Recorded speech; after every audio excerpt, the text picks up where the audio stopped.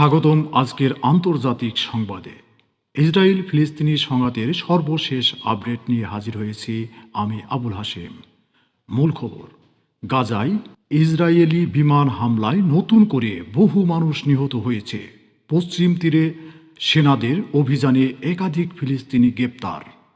ফিলিস্তিনির পক্ষ জাতিসংঘের দাবি করেছে স্থায়ী যুদ্ধবিরতির জন্য ইসরায়েলের পূর্ণ প্রত্যাহার জরুরি। আন্তর্জাতিক সংস্থা MSF কর্মীদের তালিকা প্রকাশ নিয়ে বিতর্কে সমালোচনা বাড়ছে। মানবিক সংকট ভয়াবহ, হাসপাতাল ধ্বংস, খাদ্য ও ওষুধের তীব্র অভাব। সংঘাত থামাতে বিশ্বজুড়ে জাতিসংঘকে চাপ দিয়েছে। আরও নিউজ আপডেট পেতে আমার চ্যানেলটি সাবস্ক্রাইব করে পাশে থাকুন। ধন্যবাদ। স্বাগতম আজকের আন্তর্জাতিক সংবাদে। ইসরায়েল ফিলিস্তিনি সংঘাতের সর্বশেষ আপডেট নিয়ে হাজির হয়েছি আমি আবুল হাশেম। মূল খবর, গাজায় ইসরায়েলি বিমান হামলায় নতুন করে বহু মানুষ নিহত হয়েছে।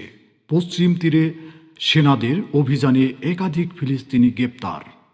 ফিলিস্তিনির পক্ষ জাতিসংঘের দাবি করেছে স্থায়ী যুদ্ধবিরতির জন্য ইসরায়েলের পূর্ণ প্রত্যাহার জরুরি।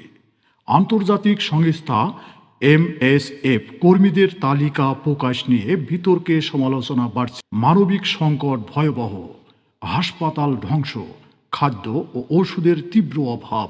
সংঘাত থামাতে বিশ্বজুড়ে জাতিসংঘকে চাপ দিয়েছে। আরও নিউজ আপডেট পেতে আমার চ্যানেলটি সাবস্ক্রাইব করে পাশে থাকুন।